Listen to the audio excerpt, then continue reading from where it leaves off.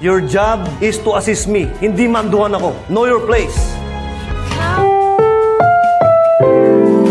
Ang programang ito ay rated SPG. Striktong patnubay at gabay ng magulang ang kailangan. Maaaring may masiselang tema, lengguwahe, karahasan, sexual, horror o droga na hindi angkop sa mga bata. Bago nga magtapos ang abot kamay na pangarap ay isang panibagong karakter ang papasok sa kwento dahil magpapakilala na nga ang tunay na ama ni Dr. Lyndon Javier.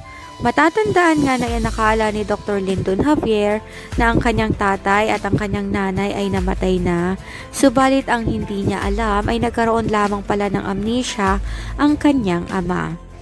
Napag-alaman din ni Dr. Lyndon Javier na hinanap siya ng kanyang tatay at dahil na rin sa mga social media at pagiging sikat niyang doktor kung kaya natuntun siya nito.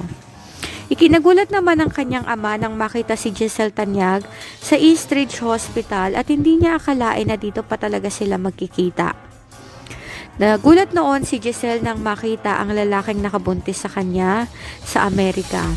Akala niya noon ay iniwan lamang siya nito sa ere, subalit narito pala ito at tinanong niya kung ano ang ginagawa nito sa Eastridge Hospital. Ipinaliwanag nga ng lalaki na ang kanilang anak ay buhay at ito ay walang iba kundi si Dr. Lyndon Javier. At ayon sa kanya, matagal na rin na panahon na akala niya ipatay na si Giselle kung kaya naman nag-asawa siya ng panibago. Masaya naman ang lalaking ito nang makita si Giselle Tanyag sapagkat maipapakilala niya na ng formal ang kanyang anak na si Dr. Lyndon Javier. Nang naglakad nga si Dr. Lyndon Javier sa hallway ng Eastridge Hospital, ay isang pamilyar na muka ang kanyang nakita at ito ang kanyang ama. Hindi na nakapagsalita pa si Dr. Lyndon Javier at agad niya nga itong niyakap at sabay iyak. Nung mga oras na yon ay hindi na siya nakapagsalita, kundi puro iyak lamang ang kanyang nagawa.